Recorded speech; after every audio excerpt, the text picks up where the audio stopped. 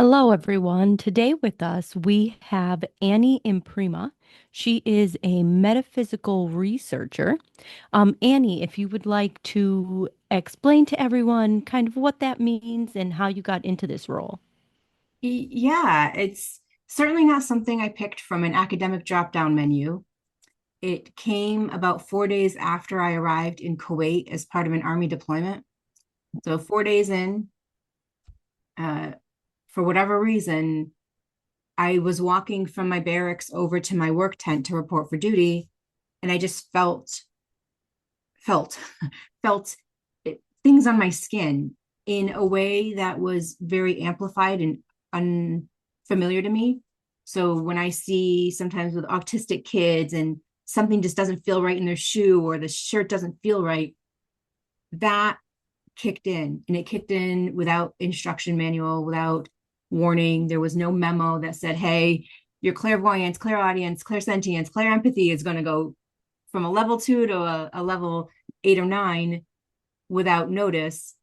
It just happened. And so, here I am on my deployment. It's deployment environment.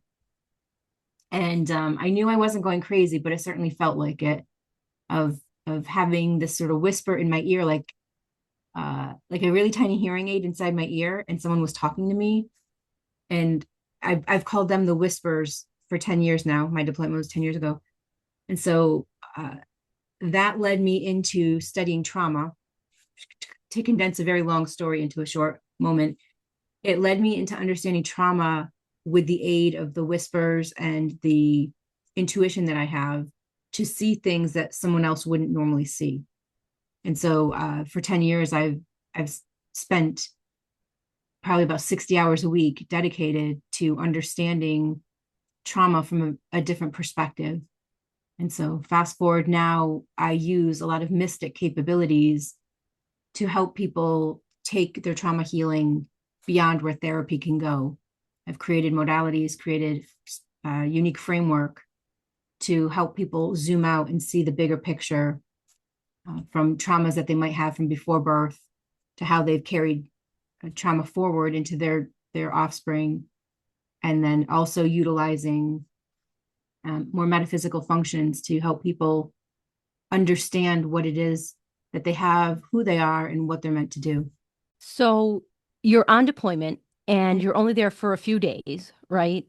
And then you Yeah. have this spiritual awakening. So what is that like for you? Because you're like out of your comfort zone in so many ways. Mm-hmm. And now you have, this new like realization happening for you. Oh, it was wild. I dismissed it because that's what, our brain wants to fill in the blank the best it can. So I dismissed it and think, okay, it's the burning oil in the oil fields of Kuwait. I didn't like, oh, I must be sensitive to the environmental stuff because that just seemed logical.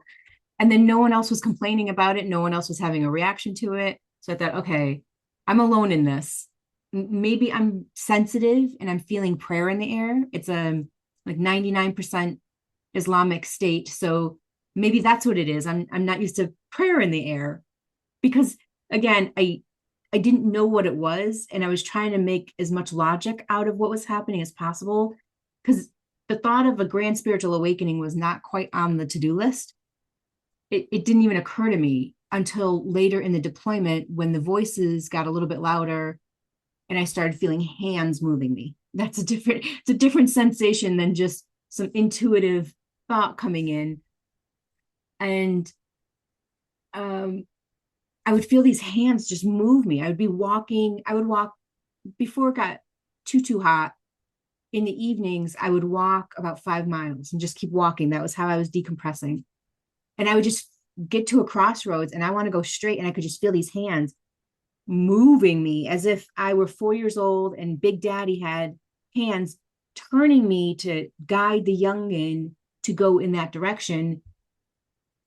And I'm like, okay, well, we're walking this way. There's no harm in going this way. And then what I would end up doing is running into someone who was walking by themselves, and I would naturally say, well, hey, why don't we walk together and talk? And so those moments just kept happening, and it wasn't unexplainable. So it wasn't like sending me into a corner of the camp with no real reason to land there. It was usually to arrive at a point where somebody else was already solo or sitting by themselves or something of that nature. So it was validating itself as it was going through the months. And then it just got a little bit louder and felt a little bit crazier because the sensations were getting a little bit more amped up as time went on. And as I started honoring it, oddly, about midway through my deployment, it occurred to me these were the same voices as the imaginary friends I had when I was 3. Oh, welcome back. It was a feeling of a reunion within me. And even now my ear is starting to, the communication's kicking in. So that was the beginning. That was 10 years ago and the beginning of this wild, crazy journey. So do you hear those voices? Do you actually hear them with your ears, or is it more of like an inner voice? It's a combination. Let's say you and I were working together in a client situation. I'm going to hear it as a knowing that comes in, as if I were reading words in a book and I would hear the inner voice in me. But sometimes it's an auditory statement and Mhm. it'll come in different ways. So sometimes it's a male voice, a female voice, depends on what it is that's trying to communicate with me, and doesn't need to be louder. That's It, so it, interesting too, to be able to connect it back to the same voice that you heard as a child mhm. that, you associated as an imaginary friend. Yeah. Plural, there were 2 of them. So it was a male and a female, and they came back. They started talking to me maybe 4 months into the deployment. Oh, wow. So Yeah. you reconnected with them as well. Yeah. That's really interesting. Do Yeah. you still work with your imaginary friend from childhood? No, I haven't had those voices in a bit because I've spent so much time working with clients that their voices are who I've been really spending a lot of time focused on. But even right now, whatever's coming in, I don't know if it's yours or, but they're getting loud. They want us to know they're there and they want to be a part of the conversation. What are So you it's not always hearing? trauma. I'm so curious. It's not, it's more of it's not a voice right now, but it's the sensation that if you were to go into a meeting at work, how the hustle and bustle of coming in and sitting down, and it's not anything of information yet, but the arrival of plural, whatever, maybe I don't know what it is yet. I can hear the rustling of things coming, the transmission coming in, still staticky, and it's not clear yet. That's Oh, that's just my interesting. anxiety because I'm not used to doing video interviews. So this is all very new to me, and this reminds me a lot of like a Teams chat at work. Yeah, yeah. Yeah, so that's funny. That makes sense. Hmm. So what does it typically look like, a session with a client?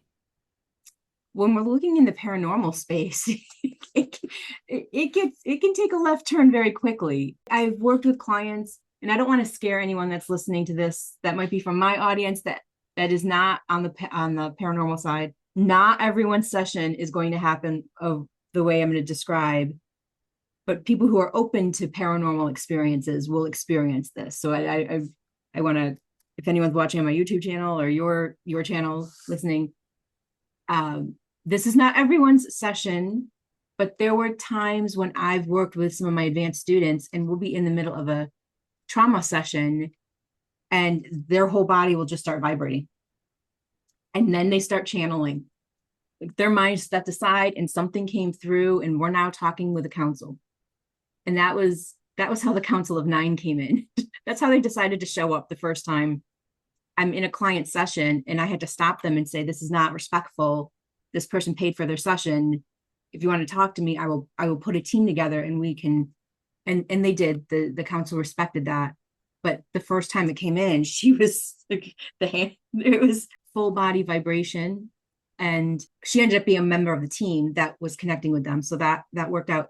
I've had deceased loved ones show up. I don't channel. I'm not a medium for somebody else. I create the causes and conditions for them to connect to their own loved ones so that I'm not distorting or interpreting through my lens of experience.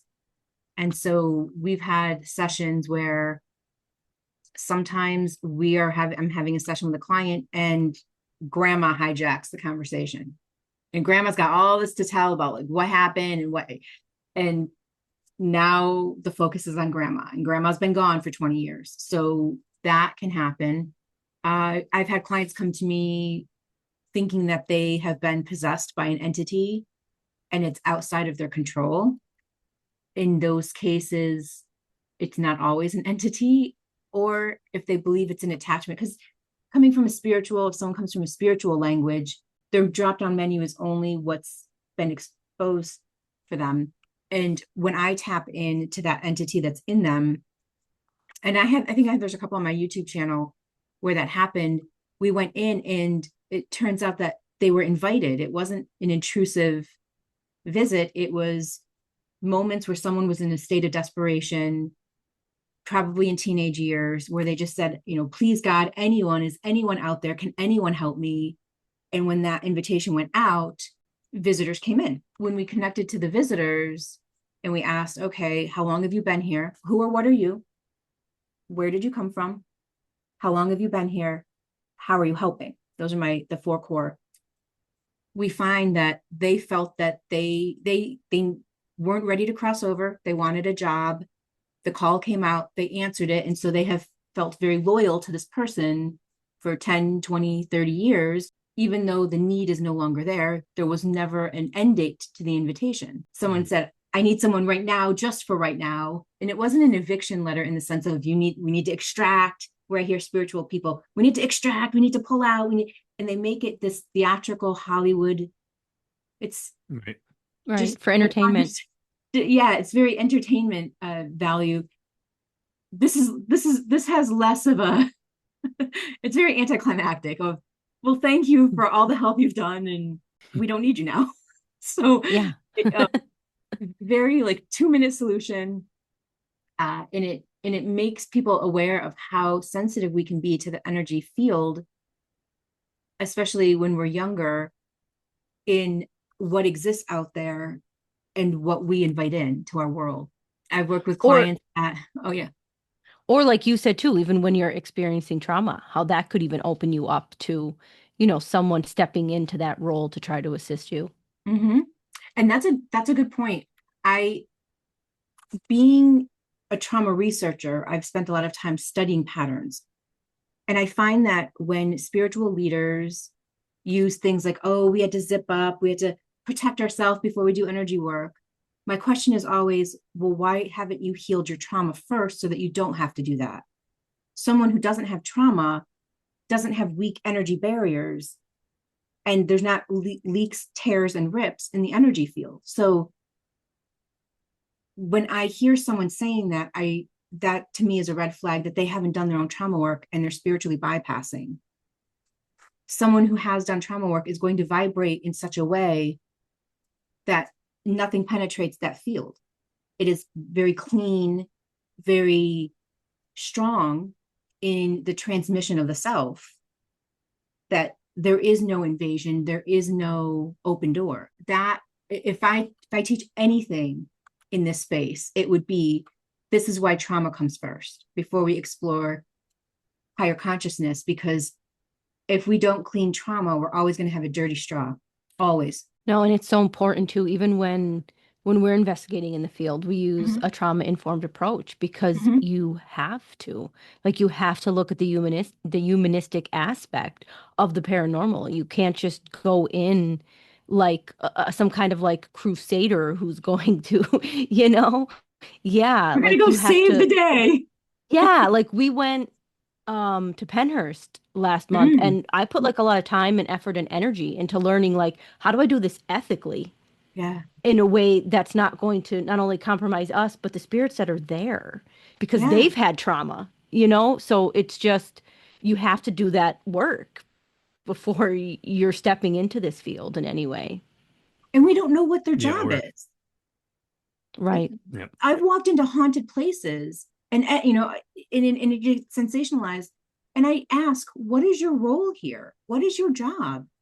Well, I'm here to guard the place, and if someone's coming in to do something that violates what my job has assigned me to do, I'm going to push them away. So, okay, well, let's sit down and have a conversation of how we can help you as the entity, how I can help the entity do their job respectfully. And I've never had in the 10 years that I've gone hunting, I've never found a spirit that disrespected me, because I always came in with, how can I help you? And in Right. that, it's really changed the way the spirit world interacts with me. It really does.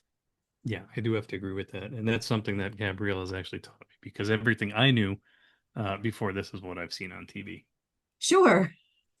So and she loves to go Invade into an event. space, Exactly. no Yeah. sacredness in coming in, no respect in how we're Yes. approaching it. And what do we get? We get that things moving and noises and banging, and why? Like, Well, the thing is too is that, they're not going to jump through hoops for you.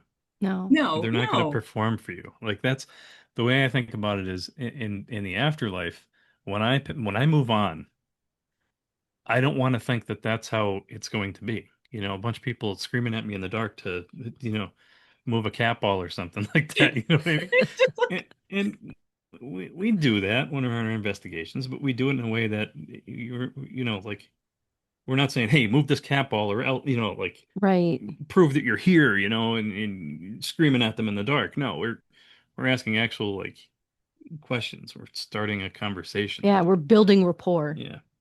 yeah, Yeah. that relationship is really important, Yeah. because it's kind of like crows. Crows will pass down the message of someone that harmed them, and they will share it among the neighbors. I find that the spirit world is the same, is when we truly come in to understand and we truly come in to communicate, it's a very different experience. And we can go deeper in the questions and deeper in the understanding, deeper in our awareness of what exists outside of our physical reality. Oh, yeah, definitely. That's what we've found too. Like you're opening a space that you didn't even know existed, and you're going beyond that perceived notion of Mhm. what, a stereotypical ghost it would be. I mean, even with specific locations too, you have Yeah. this whole backstory of what's going on in the location. And we Yeah, find out a lot of the time that what we're experiencing at these places, it doesn't line up with the story. right, right. You Very know? rarely has my experience matched what the sales brochure said. Yeah. It And I don't know what that says about us, you know what I mean? But like, it is interesting. We've been to places where you go looking for one thing, you're expecting what you're going to experience, and yeah, you don't experience that. Sometimes you get blindsided a little bit. Yeah. See a giant shadow in the woods, something like that. But mm-hmm. Yep, that's when I close my eyes and I feel into what's there rather than trying to see what's there. Because my eyes, if anyone's ever done psychedelics, the eyes are always their eyes can trip because it's being altered, but the senses are not going to trick us in the same way. Telepathy is not telepathy is less likely to get misinterpreted than what our visual eyes are seeing. So I've had clients where they wake up in the middle of the night and these spirits are going in and out of them, in and out of them, and their mind interprets that as this physical violation. And sometimes it's the, column A, sometimes it's column B. But if we don't talk and ask and find out what's going on, we don't really know. And for instance, I had a client petrified of these things coming in and out of her. And we went into her superconscious and asked, what is happening? And it turns out that the energies were coming in and out of her to help sway the meridians, to help her. So she's afraid of something that's coming in, trying to help her feel less anxiety. And it's creating more anxiety because it's a misinterpretation and a miscommunication.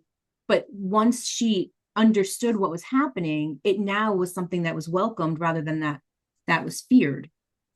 And until we ask questions, we don't know. Yeah, that's so true. now, are you ever worried that you might get it wrong with some of your guidance? If it's coming from someone super conscious, no. If it's coming into my Hmm. earpiece, no, because that's not coming from their mind. What comes out of their mouth, yes. Very often I'm watching someone tell me something and their body is squirming and then that, like, the body is making it clear it disagrees with what the mind is putting through the mouth. The words Okay. don't match. But if it's coming into my earpiece, no, that's coming in from a much deeper state. It's very rarely wrong. And I don't always interpret it. I will say it as it's coming through and say, I don't know how to interpret this. This is what I'm getting. This is my guess. I'll make it clear that that's how I'm relaying the information. Hmm. Now, I think I've seen that you have worked with people who have been abducted. Oh, yeah. Yeah.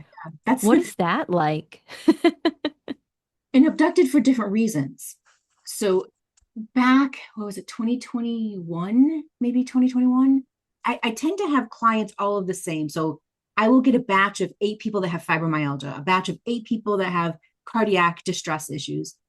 This was the season of alien abductions where they knew something happened in a particular point in their time. They either lost memory of what happened or distorted what they thought happened. And I have a modality called the mural method. And it's usually used to help people go back into a trauma scene to meet. If we think of time in 3D, time only goes forward in our current understanding of time. If we raise our vibration, time can go forward and backward. And if we go a little bit higher in conscious expansion, everything is happening all at once. So with the mural method, when we walk through the mural to another point in time, it's not going into the past, it's going into something that is happening concurrently, but a different version of the self. So the client and I would go through the mural to that moment just before the abduction, maybe 22 minutes, 20 minutes, and then we tiptoe forward in time. But we're looking at the younger self in the bedroom, in the living room, in the backyard, and we're observing like ghosts. And side note, I'm going to come back to that. We're observing what's happening as current day, witnessing something that in the mind of a 3D understanding of time is happening in the past, but it's happening in that moment. We've used that to then witness. I'm with the client in the scene. When we go back into this virtual reality function, I'm with the client and we're watching the younger self get lifted up or pulled up. And we coattail and we go up to wherever they're going. Sometimes it's a spacecraft. When we get to the spacecraft, there's usually something that can speak to us, that can talk to us. We're not stuck just witnessing without communication. One time, one of the events, the entities were just curious of humans. And so they took this client for the moment to just examine, like a child might look at a snail or a salamander or something on the ground. And they caused some damage in that observation. And then they put him back down and returned him. And it wasn't that they weren't trying to be malicious and they weren't trying to cause harm. It was a species that was trying to observe, but they were a little bit reckless in their observation. So they caused trauma physically and emotionally. Another client went up, and I think they were 17 at the time, another male. And it was to help them, to prepare them for adulthood. So they were shifting the energy in their body so that as they started developing more of their brain, the prefrontal cortex, it was to help them handle experiences they were about to embark on, paranormal things. And so it was like allowing, if we use implants, it was removing the filters so that they could see things now that they were older, because if they had access to it when they were younger, it would have freaked them out. So that was one of the moments. But sometimes I had a client, not part of this batch, it was a different client, where we followed it up and we went to a different place. It wasn't a spacecraft. It was another world of sorts. And she had hybrid children. And we're witnessing this of her as an adult, watching her 20-something younger self being used to extract eggs for these children. That was the first time I encountered that. So that was a little bit of a session that went to the edge of my understanding. But when I asked her superconscious said, yes, we agreed to this before she was even born. But her subconscious said, no, we never agreed to this. So the higher conscious self understood the assignment, even though there was no consent from the mind or the active mind or the active mind or the subconscious. They never got the memo, but the superconscious did and was not concerned with the events that were unfolding. It was a little bit hard for her to reconcile because her mind never said yes, even though her higher self or her soul said yes. And that felt like a civil war within her that had to get reconciled, because how dare you volunteer me for this without ever asking me, not realizing the soul's path. And sometimes the soul is here to do things that are not going to make sense to modern understanding of non-physical reality. So these sessions, how do they generally look? Is it a sort of hypnosis thing that's going on, or is it a like a meditation discussion? Yeah, I'm what happens with private sessions that are on the advanced side, because I have coaching, which coaching would just be talking and me having an understanding of connecting to their nervous system, connecting to their soul. When I'm doing advanced work, which is what I'm known for, I use an elevator system. You go up the elevator. So we're having your mind count and preoccupying it with a visual while I come in the back door, kind of the motherboard of your brain, and I access to overlay so that I can get your information on my dashboard. There's an invisible dashboard inside my eyes that'll tell me what we're about to do. And then I have the earpiece saying, this is what we want to do with the session. It's just like this. You're sitting up. There's no hypnosis. You can get up, you can walk around, you can drink water. Your eyes can be open, your eyes can be closed. Most people want their eyes closed because it's easier for them to see with daylight, the light on. Some will use an eye mask, but it's not necessary. I have a client who can do it. She can do it while she's walking. And it's just putting you into a different state of virtual reality with your consciousness.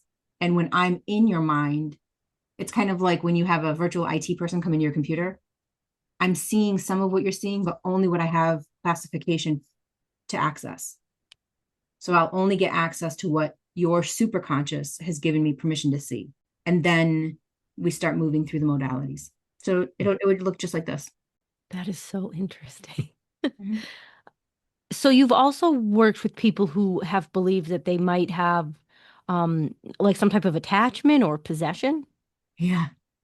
In the attachments, that's almost all. They come in panic. Like, I can't get this thing out, or I've got to call Archangel Raphael. I'm like, whoa, slow down. Slow down. Let's find out why it's there.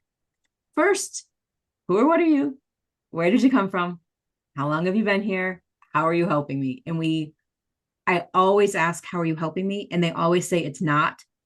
And then I always correct them. And I ask again, and we find out something that they never thought of. When it comes to attachments don't happen unless we have trauma.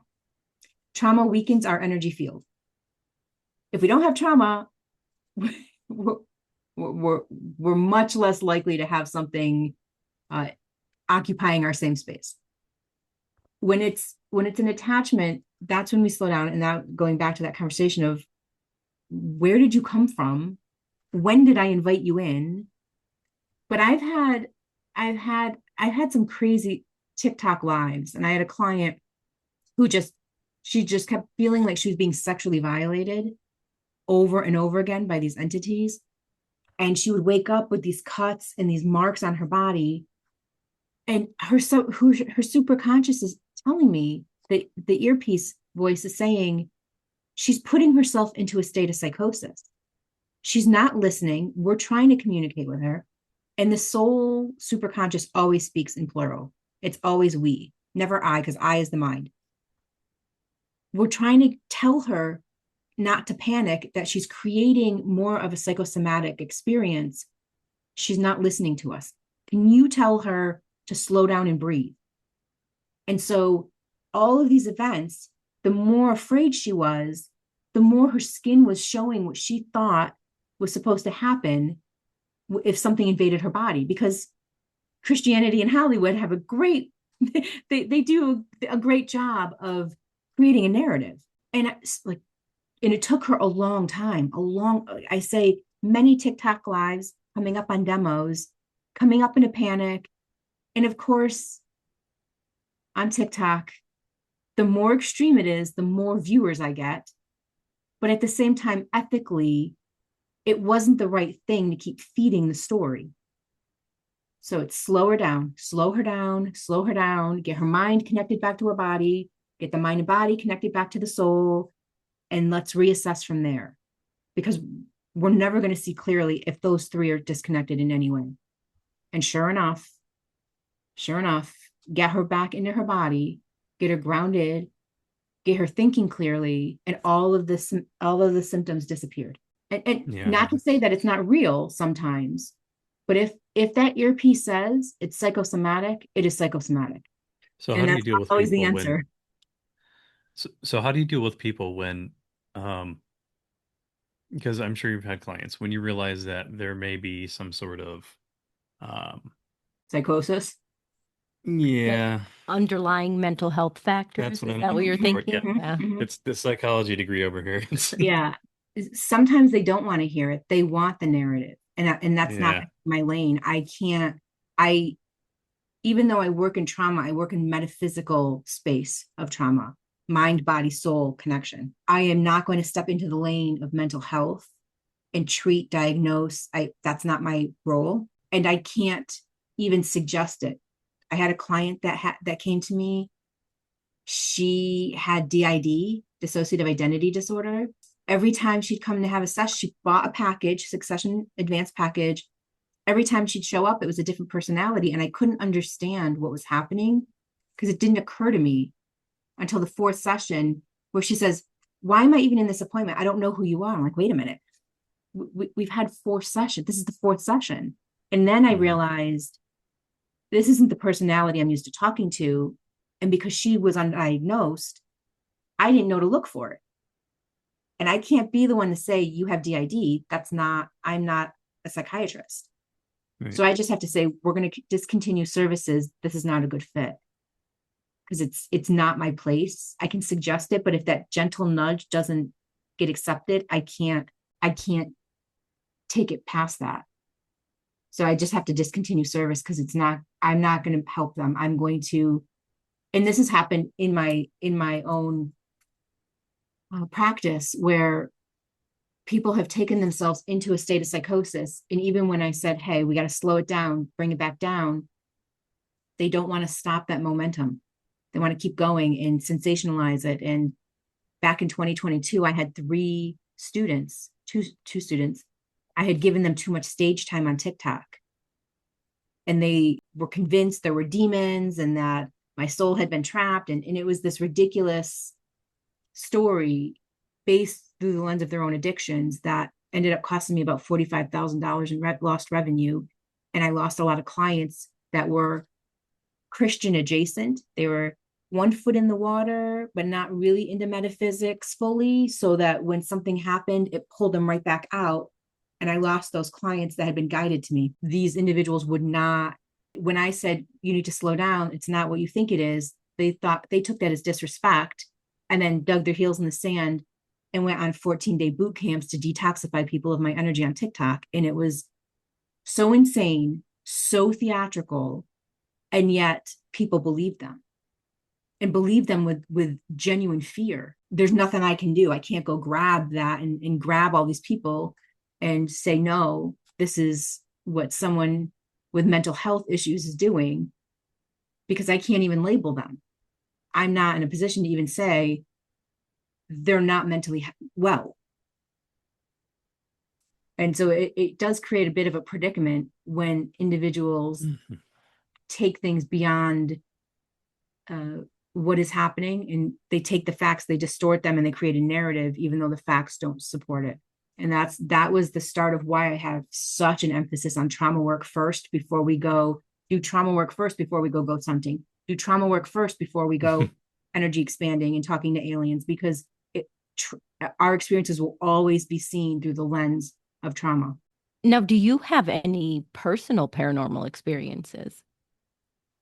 Yeah, when I was a kid, when I was a kid, so many things happened as a kid, and I just dismissed it, thinking it was my imagination from reading those ghost stories. That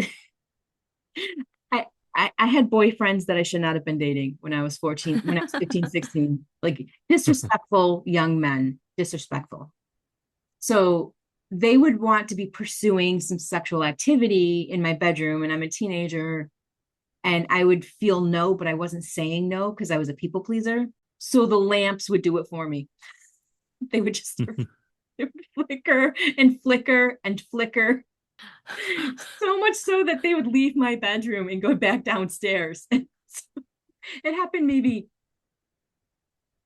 four guys. The last time it happened, my bedroom, why my parents put me in the bedroom that had the window up over the garage where I could escape and go hang out in the bed all night. Or I also had the access to the attic door. So my boyfriend wanted to smoke. It was winter. He didn't want to go outside, which is what my mother told him he needed to do. He's 16, 17, maybe 18, I don't know. So we went upstairs to the attic, and it was bare wood, and there were no fixed light fixtures. They were the clamps that squeeze onto the eaves. And then it's like the floodlight thing that hangs down. And I kept telling him I didn't want him smoking, but I wasn't assertive at the time. I was still a people pleaser. And I was like, Jeff, I don't want you smoking in my house. My mother said, no, I don't want you smoking. That, can we swear? Yes. Yeah. Yeah. That fucking light dropped about 4 inches above his head. It freaked him out. He ran out of my attic. He never smoked in my house again.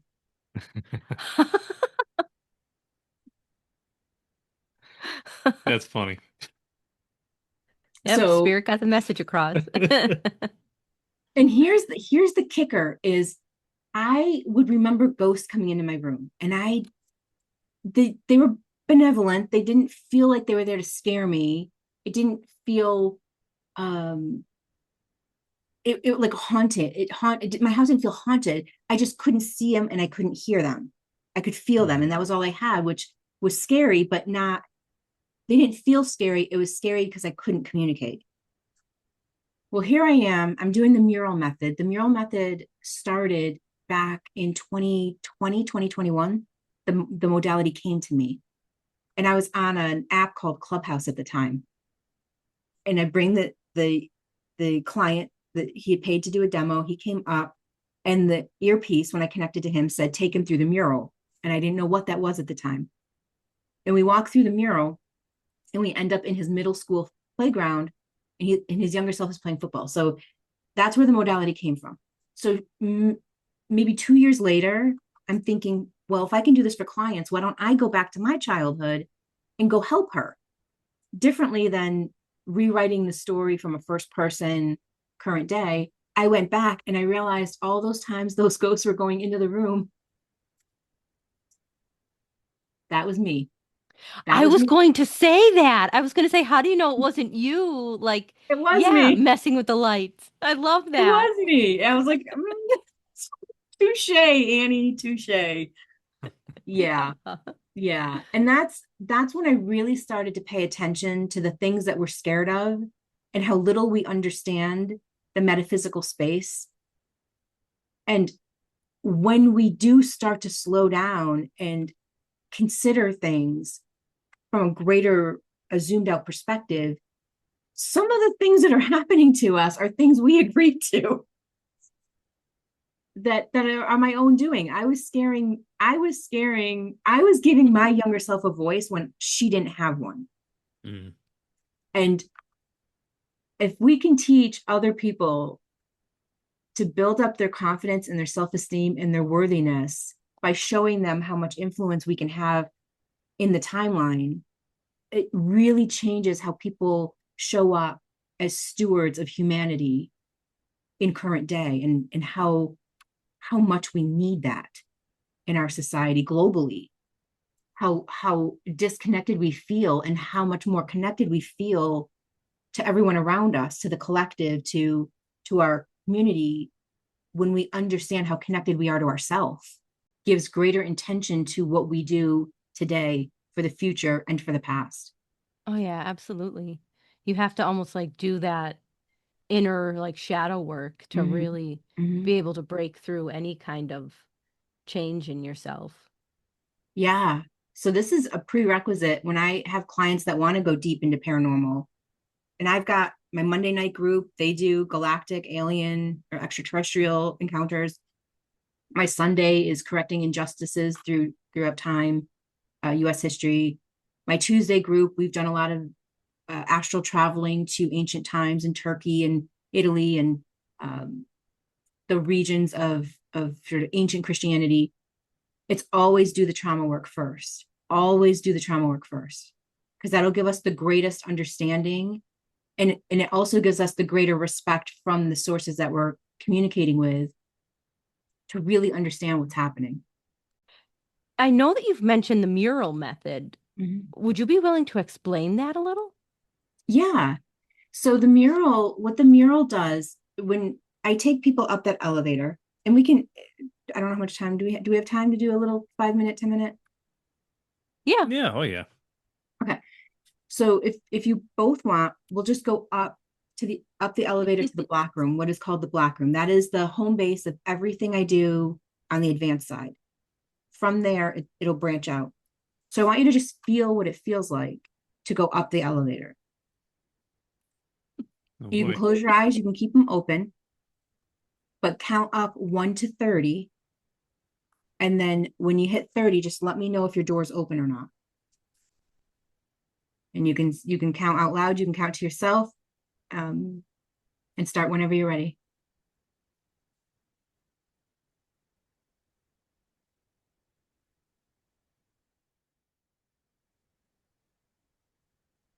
I think my door is open. I don't know what that means. Yeah. And if you can't see as well, lean on your other senses of knowing, feeling. And if your door opens, step off the elevator and go into the black room. And the black room can be for you. Some people it's furnished. Some people it's completely empty.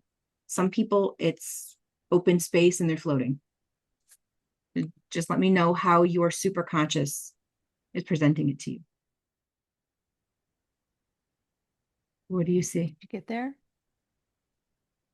Is your door open or closed? My door is open. Okay. Do the two of you entangle in your dreams? Do you show up in each other's dreams? We have had the same dream at some Yeah. time. Yeah. Because I normally when there's two people, I see two different channels, and the two of you are like you're intertwining, and it's like braiding as you're going up. You're crossing over in each other's energy. Yeah. My room is empty. It might have a chair. It could be My actually. room is very corporate. Of course Yeah, it you see an is. office. There's fluorescent lights, gray walls, black couches. Yeah. That's what I'm seeing. So this is the black room, and what usually happens is when someone goes to the black room, how they see it the first time, it'll stay that way. That the superconscious is determined. This is our starting point. As we get more comfortable working in the black room, and sometimes we'll come off the elevator, a client will come off, and there's a deceased loved one, or there's an abusive parent, even if they're still alive, their essence is waiting for them. And that's the session. When you're ready to do timeline work, you will see a mural on the left side when you come off the elevator, somewhere on your left, a left wall, a left space, you'll see a mural that's blank. And that's our cue that we can put the image of what we want to visit on that mural. And that's So when the I'll, weirdest thing, uh-huh, my room seemed empty, uh-huh, but I thought it was a chair, but it was like this big like rectangle of like almost like a wall. Like the like a wall was portal. just like a big Was rectangle. it a frame? And it was like highlighted in like a light. Like just like the side of a wall, like the portion of a Yeah. wall, but everything else was like black. Can you walk? Is it big enough to walk through? Yeah. Okay, let's do it. We're just going to go in a couple minutes. We'll come back out. Okay. So what you're going to do is go up to that wall. I want both hands on the wall, and I want you to tell me what you feel. Does it feel solid? Does it feel like hands going through water? It feels like very pliable, like I could easily just go through it. Okay. I'm going to come in. I'm tethering behind you. So I'm going to anchor to you the same way a tandem skydive instructor would do with a new person. I'm going to connect to you. Okay. We're both going to take 3 steps back, take 3 natural steps back. And then when you're ready, you're going to count out loud 1, 2, 3. And each count is a step. When we hit 3, you and I move through that wall. Okay. When you're ready, go. 1, 2, 3. Slowly, gently, safely, we move through time to another point in time. Slowly, gently, safely, we are arriving at a point in the timeline that has already occurred in your memory. We are coming in as observers to witness another version of you existing concurrently in time and space. Take a deep breath. You're not breathing.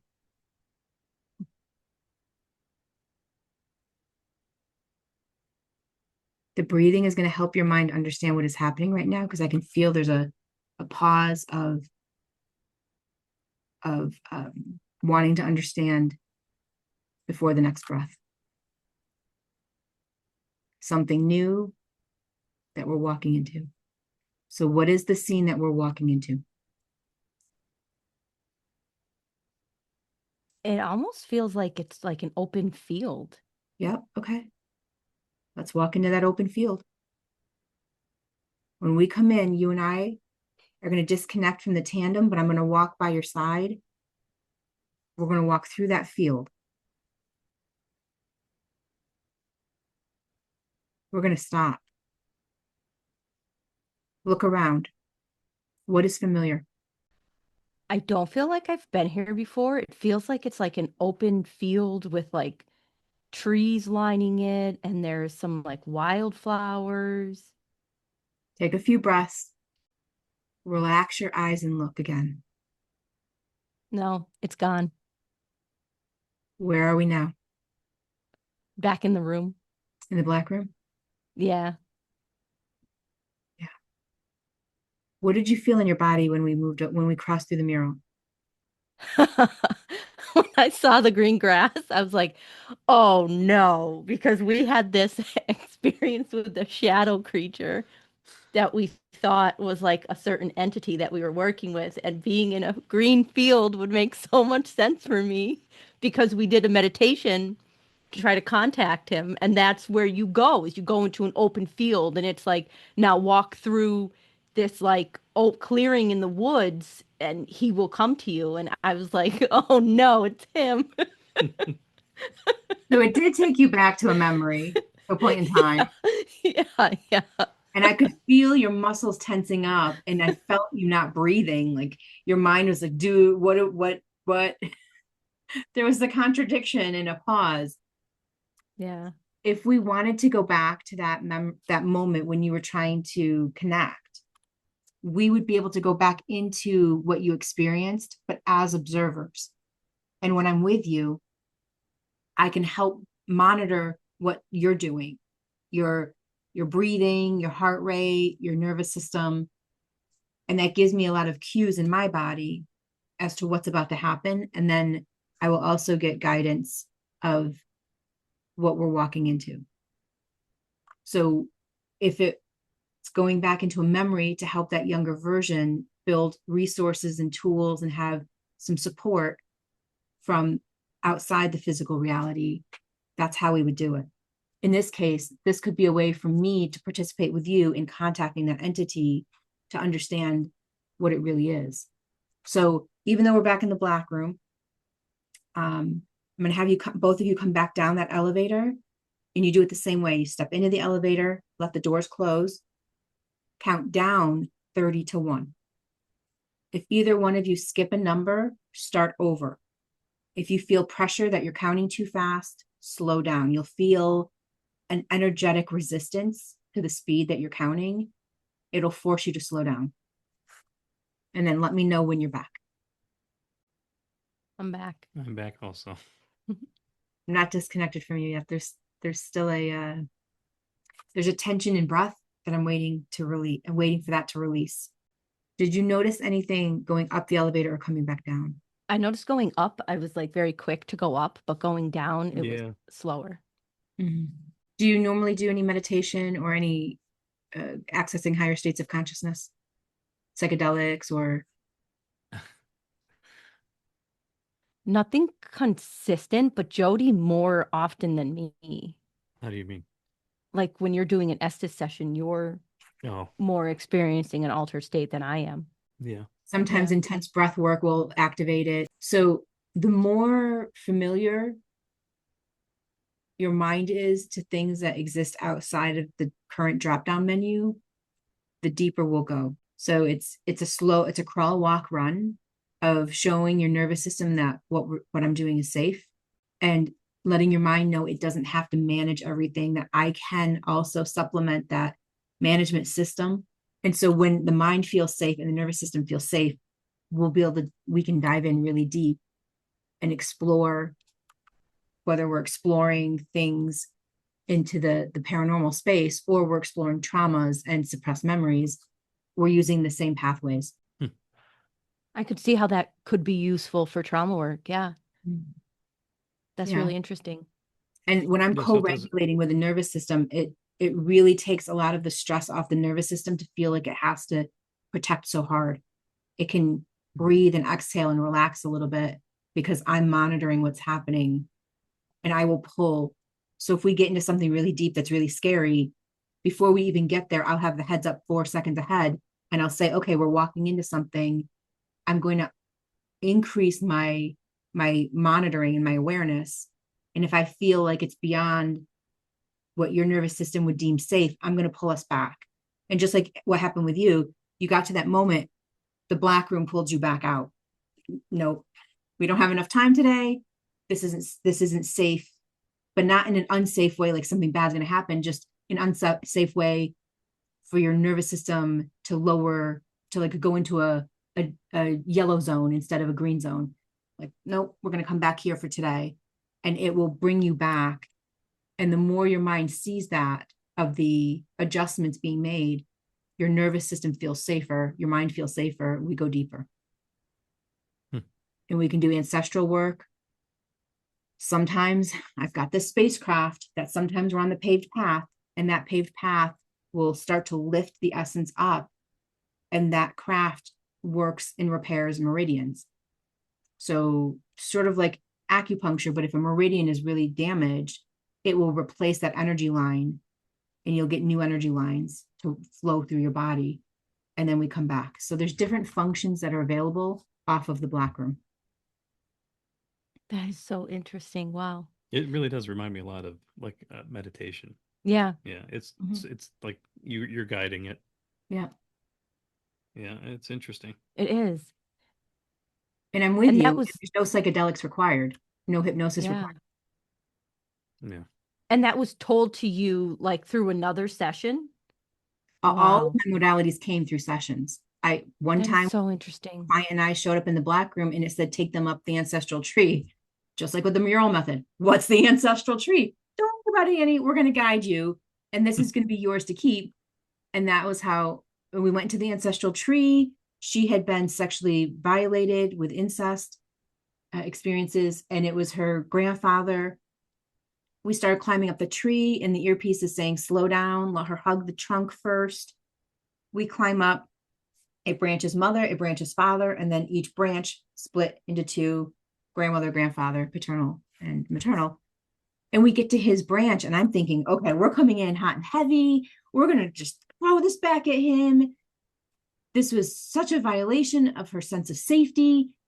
And as soon as we arrived at the branch, he says, oh, that's not yours. And he takes her pain.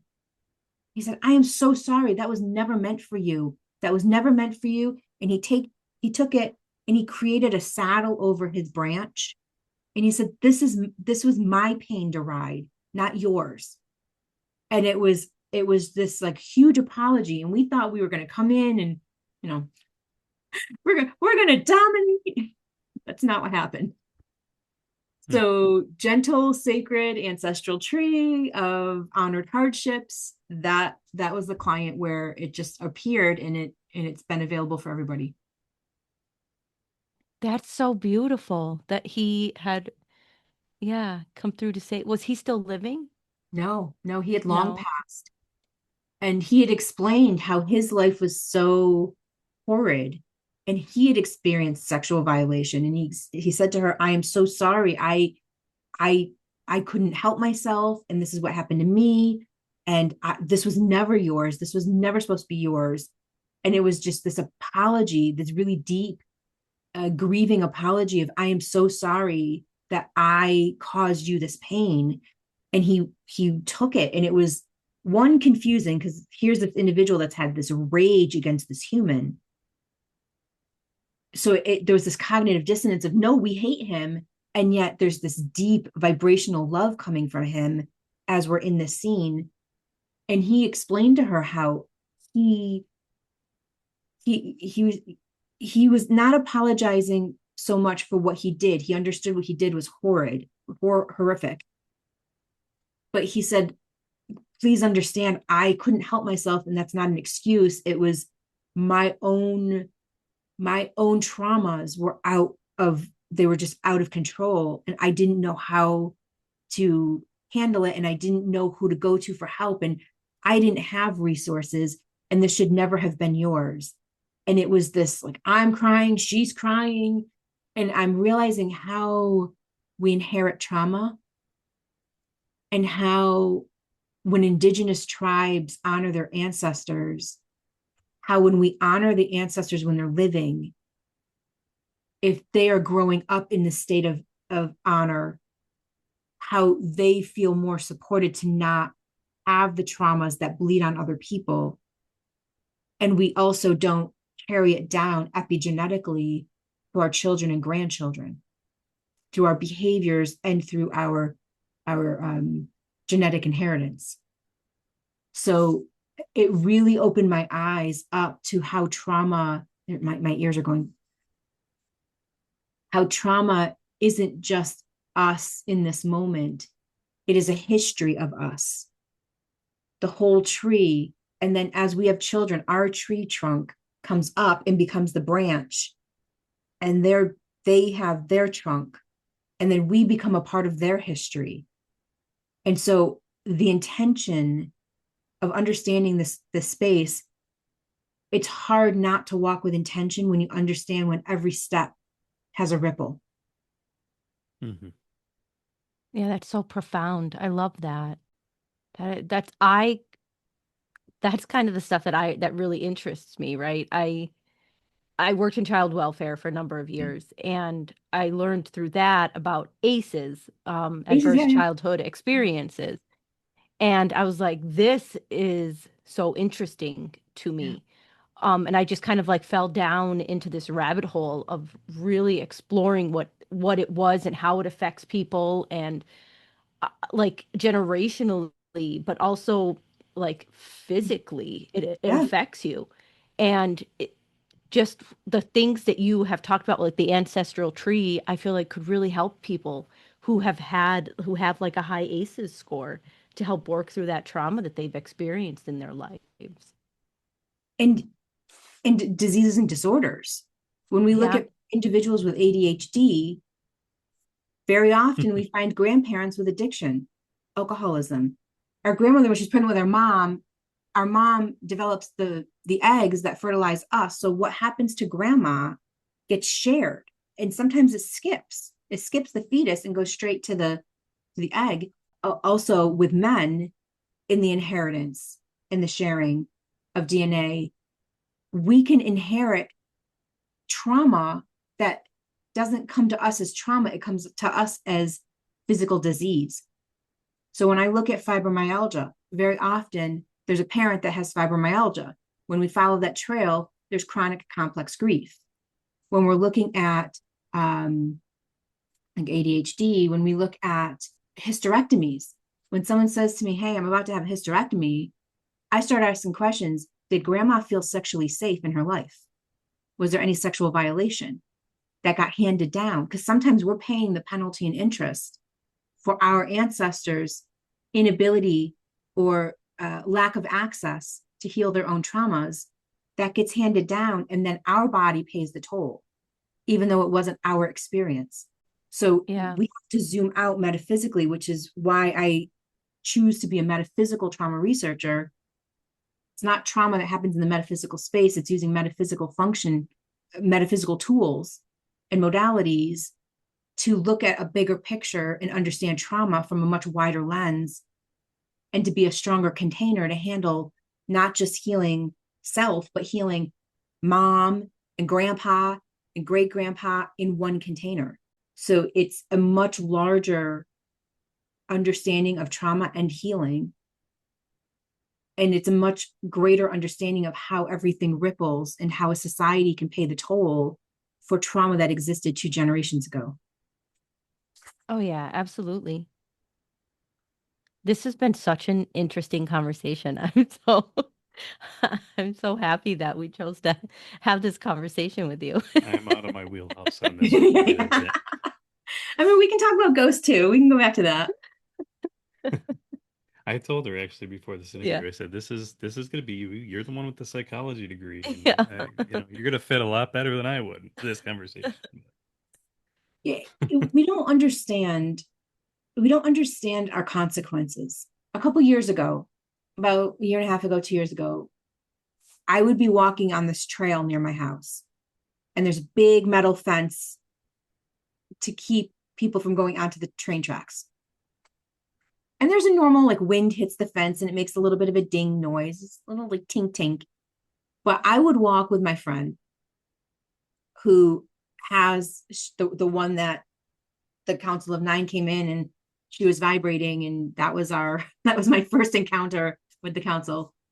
When I would go for a walk with her, there would be these bang, a big bang, as if someone had a bat and they were hitting the metal fence. Bam, bam. So we stopped one time because it was just getting so loud. And the entity it had a tail, not quite a lizard, but it had a tail, and it was big energetically. So I don't see as much, as it's more like sonar. It'll come to me in a picture, but I'm not seeing them clairvoyantly. And it was a male, and he said, we know you can't solve all of this, but we need to have a connection, to connect and make contact with humans, because your anxiety, your fear as a society is affecting our species. And because we vibrate higher, you don't see us, but that vibration is impacting the well-being of our species. And they exist on Earth, they cohabitate, but they're at a different vibration. That was really sad, because it was this feeling of, well, I don't know how to fix this. I see it too. And I don't know how to relay this to the people that have authority to be a part of raising the vibration of coming out of fear and grief and anger, how to be in a more peaceful state so that it's not injuring other species that are cohabitating on this planet. And because they can't be seen, it can't be validated, therefore science doesn't accept it. And yet that doesn't mean there's not a consequence to everything else that lives on this planet too, seen and unseen. So trauma ripples in many different ways. Oh, yeah, absolutely. I never considered the way that our trauma would affect other species on the planet. That's an interesting theory. That's really interesting. But just think about what happens with pets in our home. How many people that are really heavy in trauma, that are not working through their trauma, have dogs and cats that have unexplainable cancers or unexplainable diseases and ailments, or they die early over and over again. I had a neighbor, her cats would die like around the 6 to 8 year mark. And I couldn't understand what was going on. And then I realized her heavy smoking and her trauma and her anxiety, the cat was taking it on. and they were getting so full, they were not living a full life. And then I started, that's one of the chapters in my upcoming book, is how are our pets a reflection of our nervous system? So even if we can't see it in a paranormal way, we can at least see it physically within our own pets. How many adults that are on Prozac that have dogs on Prozac? How many adults that are on, anxiety medication have dogs on CBD? There's usually a correlation there. Not always. It's not an absolute statement, but very often we've got a relationship happening. So if we can't see it in the grander way, we can at least see it in our own home. With pets, it's funny you mentioned that. The way I see it is, your pets, they always know when something's wrong, right? Mm-hmm. They always know when you're not feeling well, when you're in a bad mood, whatever. And I always thought that was interesting because what they're actually doing is they can't communicate with you the way that you communicate with other humans through language. Mm-hmm. So they are communicating by basically picking everything up that you're putting out there. Yeah. And they're reacting to that. Yeah, and absorbing it. And absorbing it. Yeah. Yeah. As an act of love, like an act of loyalty is, I will take this from you. Yeah. And if the individual, the pet owner, is not the alpha in the home, that pet will be the alpha and think it's their job to co-regulate their person. That's so sad. Yeah, that's why the dog's always all Trauma over you when first. you're sick. Trauma first. We got to, if we heal our trauma, so many other things heal themselves. The symptoms, the secondary symptoms are alleviated when we reconnect mind and body. So you mentioned your book. What is the name of your book? Trauma Whispers Before It Roars. And it's a field manual for the nervous system. And when does it come out? August 12th. Okay. Oh, that's so soon. And where will people be able to find your book? Amazon first. And then it will roll either 30 or 60 days after Amazon. It will be on Barnes and Noble and in the indie group, in the indie bookstores. Oh, that's awesome. Yeah. Yeah. This has been a really great conversation. Thank you so much. Yeah, You're thank welcome. you. I appreciate you coming on. Yeah, I appreciate your time with us today. Thank you so much.